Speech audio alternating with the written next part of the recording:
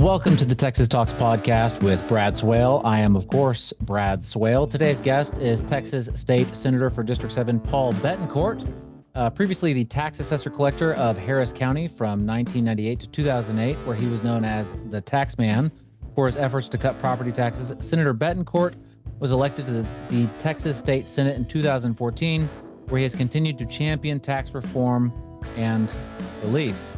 Senator Bettencourt, how are you? I'm doing great. Well, it's not every day you get to have a bill that gives back $18 billion of taxpayer money. And that's the bill that everybody just saw the results in their property taxes. So for once, people can open a tax bill over the holidays and not get a lump of coal. They're actually getting a little bit of a present in there. So you're the real Santa Claus this season. Well, I don't know how much I can agree to, but yes, that's not a bad thing. So how are you doing? How's everything going? It's going great. Good. In fact, what's happening with that tax reduction, it is the record in the country. But there was a group of seniors that got together. They had like a private meeting in a school district because they all compared notes because they were worried that they had too much of a cut. There was a mistake in the bill. So we got to tell them the good news. No, there's no mistake. Your tax bills really are down in this case. In their case, it was almost by 60%. Yeah. Well, for a slightly younger guy like me, you've set the precedent, and I'll be expecting this for many sessions to come. I just have to learn to deliver every session. So the property tax relief legislation that you're referring to actually was built up from Senate Bill 2 from 2019, which I believe you authored, which limited the property tax growth. And you also recently won the American Legislative Exchange Council 2023 Legislator of the Year. So you're having a banner year here. Well, the good news is the results are already in everyone's mailbox. They can actually see the reductions. And it's taken a long time to be able to put together a good property tax plan for the state. Because the first thing we had to do back in 2019 was control the growth of government, because government spending was up like this, nearly 7, 8, 9, 10% a year. And if we didn't turn that down and then give out the money that we gave out, here, history would just repeat itself, and the money that we gave out would have been consumed by the other taxing jurisdictions, raising their levies at the same time the state was lowering theirs. But the good news is we passed 2 SB2s.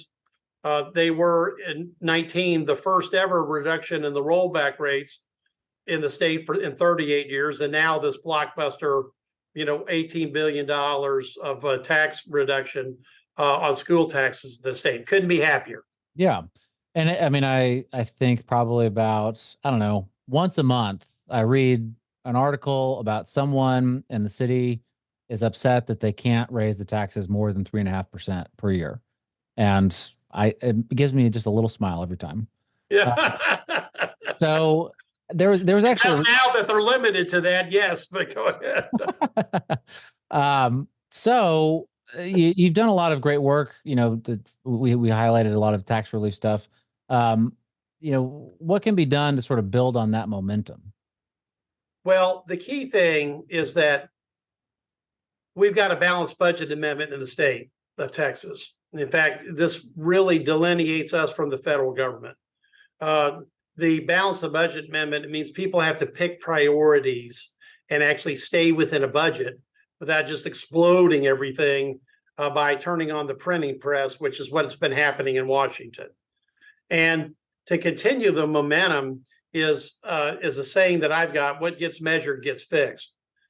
Let's look at what our priorities are, our source and use of funds, what or how efficient we are. There's always the discussion of waste, fraud, and abuse. We never really get to that. You've got to be having the ability to stand up and say, treat these budgets like you would your household budget or your business budget, which means, well, you can go into debt. You have to be able to pay it off. And that's really a lot of what we've been also looking forward in the future of looking at, all sorts of transparency issues and additional discussion of long-term growth of government, because that's really what will eat people out of house and home. The property tax bill that you see is just the visible symbol of that. If you let government budgets explode faster than people can pay for it, then over a generation, you've got a problem. And we had about 4.72 million homeowners at risk because even in Texas, with Texas being the job mecca of the United States, 50 to 60% of our homeowners were living paycheck to paycheck. Yeah. And that's why getting that homestead exemption up was so important, because we have to incentivize home ownership. And now we're going to have to make sure that we pay for it long term in the state budget. Yeah, absolutely. What was you're saying what gets measured gets fixed? Yeah, what's get measured gets fixed. I like that a lot. Well, and that's something that government rarely does. Okay. They don't have the transparency to measure anything or want to talk about it, and B, then they don't want to fix it. One of the things that I also accomplished this year was we took away elections from an incompetent, I think, malevolent group of people that were the elections administrator in Harris County. Harris County wasn't too big to fail, but it was too big to ignore. And because by any measurement, they failed. So we moved that back to elected officials. Now, they happen to be in a different party of mine, but those elected officials in their first outing back in charge ran a much better election because we weren't afraid to measure and act. And that's really what we need to be doing on all levels of government, is if you got a problem, fix it and do real things for real people. And it's my understanding you've also been somewhat of a champion for adult stem cell use. Is that correct? Absolutely. Yeah. And that's, personal to me. I find that I think that's great. I have a special needs son. He's not an adult, but stem cells has always been something that we've been wanting to try. But as you know, it's not exactly just go to the doctor and get a prescription or an injection. He's not really even available for it. So I want to commend you for that. Well, that's sad because, look, one of the reasons why we passed those bills was because first off, it was if you had a terminal diagnosis, you should be able to get access to whatever drugs or treatment that would help you. Because look, no offense, there's only upside at that point in time. Yeah. And that bill got expanded to that chronic issues. And I think that the federal government again here has made a mistake because the FDA just had refused for 20 years to look at these stem cell treatments. So it was the state of Texas that passed these bills as far back as, the last decade, well before it became a federal issue in the Trump administration. So now I was proud to be a trailblazer there too, because while it's great to give people back their money, it's wonderful. An $18 billion property tax cut is the world record. We know it's the record for the United States. But it is really cool to save people lives. And those stem cell bills, in my mind, are what will save people's lives long term. Yeah, absolutely. I want to bring your attention to a Texas Tribune article recently. I'm not sure that maybe you're aware of it. Maybe you've read it. The title is "After Years of Losing Battles with GOP Leaders, Some Big Texas Mayors Strike a Friendlier Tone." And it's highlighting Kirk Watson here in Austin, Houston's new mayor, both former Democrat senators, state senators. And they're sort of framing this as there may be sort of a ceasefire, so to speak, and living in Austin and watching the city of Austin seemingly paint a target on its back for the past several sessions. I know many would actually welcome this. So what do you think? Is this a new era as cities become more progressive? Should we expect the ceasefire to last? Well, again, I'm going to go back to my measurement comment. What gets measured gets fixed. By any measurement, urban cities have been failing in America because these leftist progressive socialist policies don't work. Letting people out of jail like popcorn, even in some cases on 2 capital murder bonds, it means that people are just going to get killed again. And I think that the public has made it clear. Because when you look at the win that Mayor Watson had, it was very close in Austin, but it's very delineated between leftist, progressive, socialist, and not. In the city of Houston, former dean, now mayor-elect of the city of Houston, John Whitmire, crushed Sheila Jackson Lee, Yeah. 35, 65, 35. But she was the self-styled queen of defund of the police. But it's not just here. In Charleston, South Carolina, elected their first Republican mayor since 1877.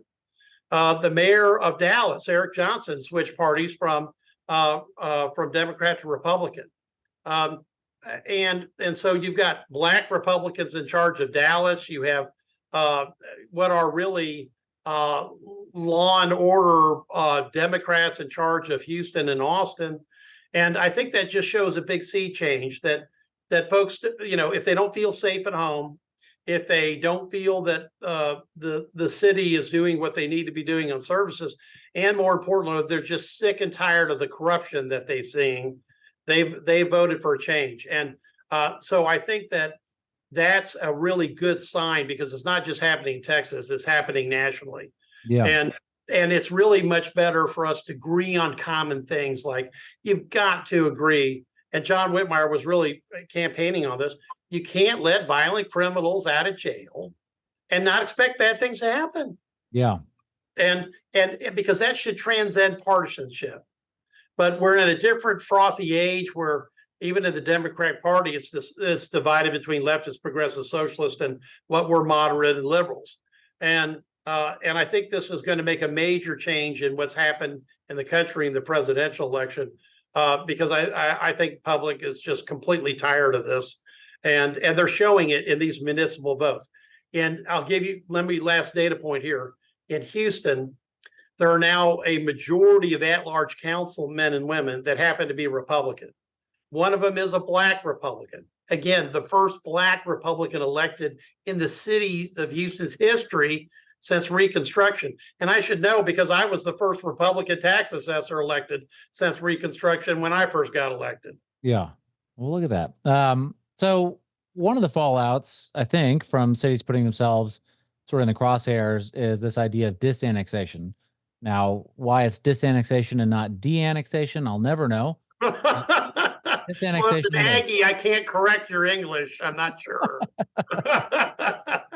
So Senate Bill 2038 passed, as well as a separate bill that directly affects my neighborhood. And I can tell you from talking to my neighbors, I'm sure I know my neighborhood is excited about that prospect of disannexation.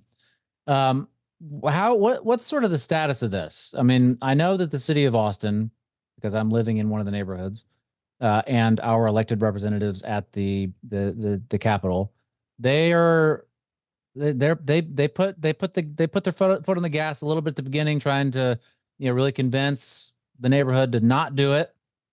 They've sort of backed off a little bit. I'm sure once the election gets a little bit closer, they're going to put their foot back on the gas. Have you been following this issue at all?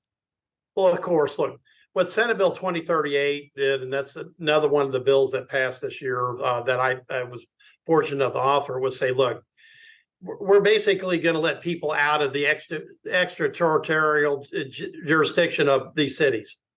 Because when you're in this, like the vast majority of Northwest Harris County, for example, has 1 million people or more in limbo like this, you'll never get away from being able to either de-annex or have your own city government. You're just stuck in this taken for granted, area. And so the bill is pretty simple. Basically, landowners can write, individual, letters and get out of the ETJ. Subdivisions have to come together to take a vote. Okay. And to do a petition process. But more importantly, it's the concept of, look, you shouldn't have representation.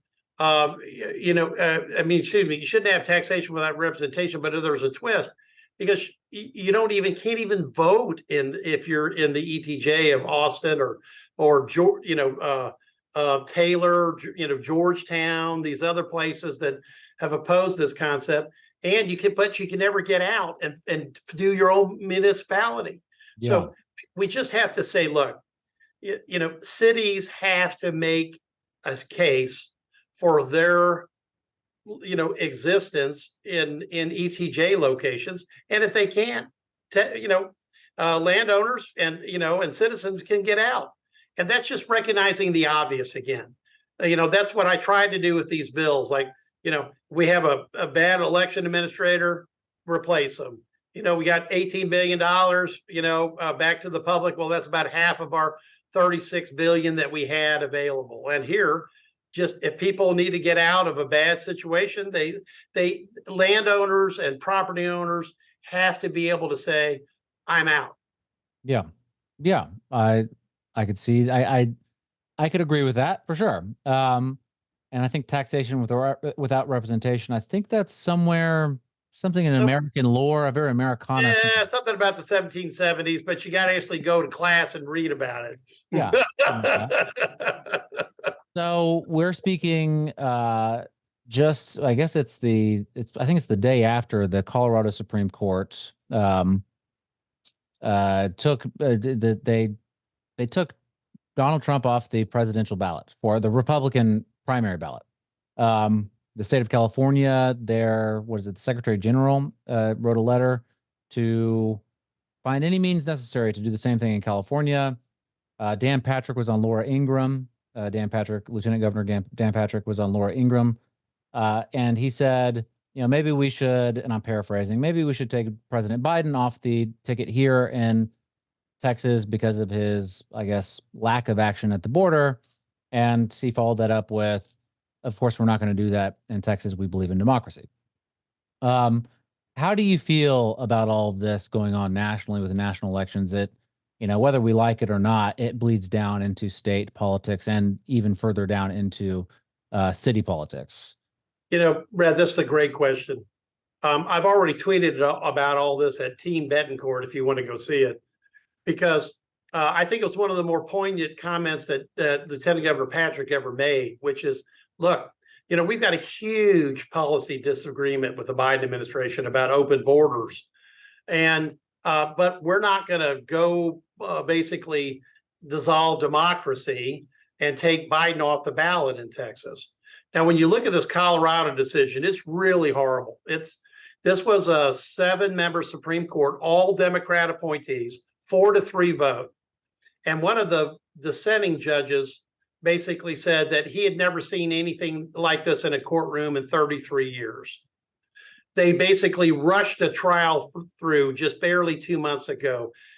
No evidentiary proceedings, it's not even a joke. It's a horror show. And now we've got a state that said, without evidence and without any type of federal declaration of an insurrection, they're saying, take this guy off the ballot.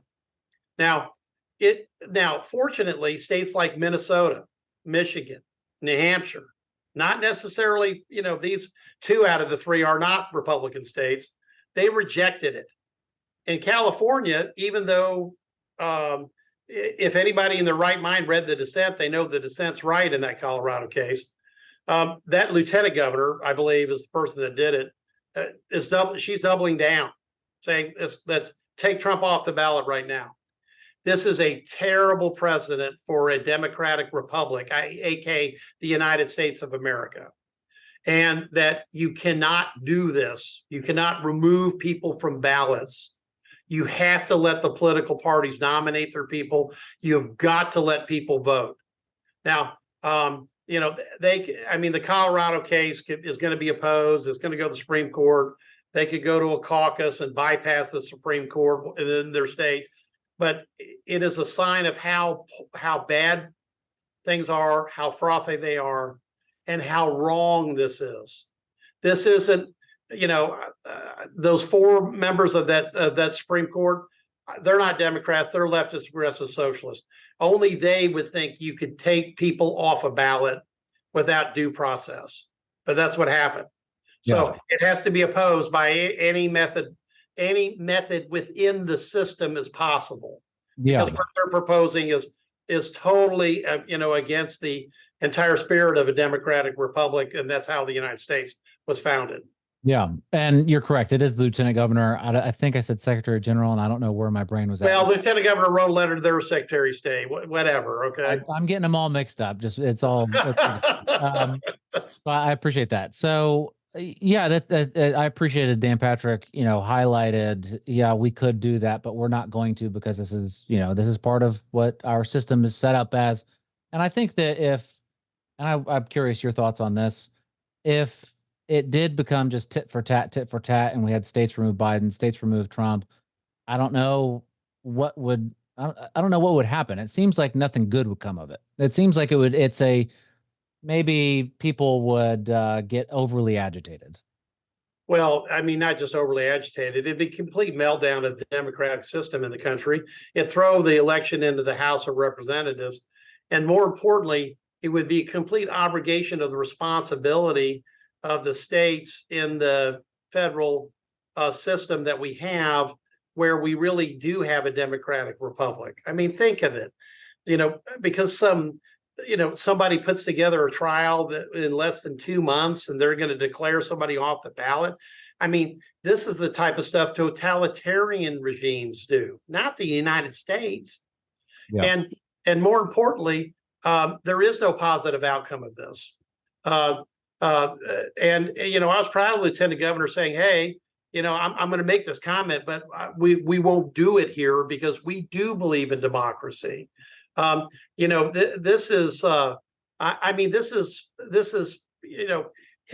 historical fiction like Atlas Shrugged and other things from the 20th century, where there was a prediction that basically democracies will fail and they'll become oligarch totalitarian regimes. Yeah. And you can't allow it to happen. That's why I was so proud of the dissent in Colorado. Because the three dissenters were Democrats, but they were just vociferous in the dissent, saying that this is really, if that whole upholds, that's the beginning of the end of effectively the public believing in national elections. Yeah. The popular vote won't mean anything anymore. Electoral colleges would have tremendous trouble. At best, you would resolve stuff in the House of Representatives if you could. It's a horrid example of what's wrong with what's going on now, because this isn't political parties trying to decide what's the best public policy. This is people saying you can't run. Yeah, for sure. So I guess just briefly, I don't know if it's too early to ask. Do you have big plans for the next session? Well, it's a little early because here's why. We just completed a session with 4 special sessions that have never occurred in Texas history. You must be very an proud. Impeachment trial. Yeah. And we've actually spent more time on the legislative floor than our federal counterparts in Austin, and we're a part-time legislature. We'll have obviously we have a lot of work to do on education that has not been completed yet. One of the sad things from the House basically quitting the last special session after the vote on school choice. I mean, it was clear the House wasn't going to pass school choice. That was 84-63. But we had bills on teacher pay, school safety, making sure resolutions, votes by the public on propositions were counted, et cetera. We had a bunch of bills that died at that point. And I'm sure all that's going to be now part of the primaries. But we're not a unicameral legislature like Nebraska, so the Senate can't, pass all this stuff and expect it to go into law. So we're going to wait to see if we're called back to another special session next year. Yeah. Well, I look forward to whatever you do. I'll obviously be looking forward. I'll be looking at it closely, and hopefully you'll come back on during that time, and we can talk more about what's happening as it happens. You are, of course, at Team Bettencourt on Twitter. Is there anywhere else you want people to find you? Well, you can find me at paulbettencourt.com. Okay. That's my website. And as a guy that was a tax assessor for a tax cut and now a senator that's, passed an $18 billion reduction, you can just Google and you'll find me. Okay. But I just want to thank you for the time, because look, I have been always campaigning. In fact, I thought about this recently that, as the now longest serving Republican in Harris County history, I was always trying to do three things, which was, have a vote, campaign and be a part of making a voter roll with integrity. And as a voter registrar, I had a chance to do that. From my first year, we deleted 50,000 deceased and felon registrations and cleaned up the voter rolls in Harris County. And I've been for trying to make sure that we had, tax relief, but also trying to make sure that we have government accountability. And this is going to be a frothy year. So the voters in many cases are going to have to use social media to get and make a discernment over what's right or wrong, because our national media is not what it used to be. It's not the institution of Walter Cronkite. It's programs like yours that they hear the in-depth analysis of what's really happening. And so I'm encouraging the public to spend the time, because when you see a court case like Colorado pop up, it's really a make or break decision that the federal Supreme Court is going to make, the U.S. Supreme is going to make on what happens in this election cycle. And it's well worth the time to talk about how things really work on programs like yours. And so I just want to thank you for having me on. Well, the pleasure is all mine, I assure you. Thank you so much. Senator Bettencourt, I will talk to you again. Okay. And, Merry Christmas, Happy New Year to everyone, regardless of when this runs. Yeah, Merry Christmas, Happy New Year to you too. Absolutely.